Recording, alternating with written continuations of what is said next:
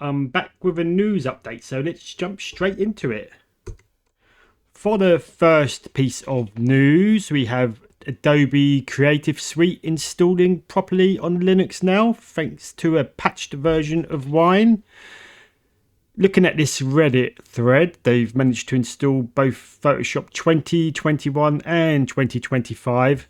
There's not much info on 2025 yet, but 2021 is apparently running quite well. So, going by this comment by Tazuki4735, it looks like you install a plain vanilla version of Wine in Lutris, and then you would download this bin file that's linked in this thread and go to like the Wine directory and overwrite the native Wine that's been installed with this modified Wine, which will enable you to install Creative Suite, or run the Creative Suite app to install Photoshop.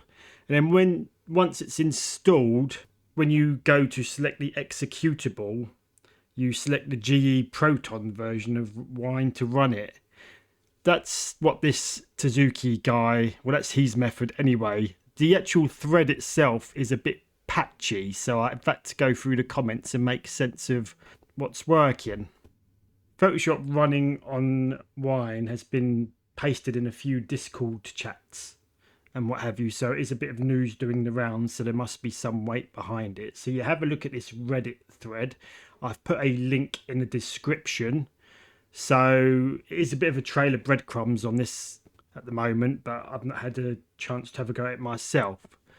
But yeah, good luck if you decide to try it, but it does seem to be working. Right, moving on. The Affinity on Linux Seapear GitHub. Seapear, if you saw my previous installer methods, Seapear was the method where you would install it via Lutris. Well, that's the group behind the Lutris install method. Anyway, they've just released their own Wine script now, so you can just run a script to install Affinity, a bit like the Rise and Dew one-click installer. That doesn't always work as one-click, but it does for some people. Anyway, I'll just give you a quick brief overview. You basically download this AOL script here and this Affinity installer script here, and then download the Affinity installer from the official website, and then just copy this couple of instructions, which is basically chmod the script and run it. And then when you run the script, it should look like this screenshot here that I've saved. So I've tested it quickly and it seemed to run. So this is how the GUI installer will look once you've had a go at that. So, and moving on, RapidRAW has released a decent update where if you've tried RapidRAW, when you move the sliders, there's always been a bit of a delay, so you might adjust the exposure and then there'll be like a second or two delay before it updates. Anyway, Cyber Timon has rewritten the way it renders, so now it's very much like Lightroom or Darktable or Capture One. As you move the slider, it will update on the fly. So if you see this comparison here, I'll just zoom in. On the left is how it was working, where there's the delay. And then on the right, it's very interactive. It just does it as you move it.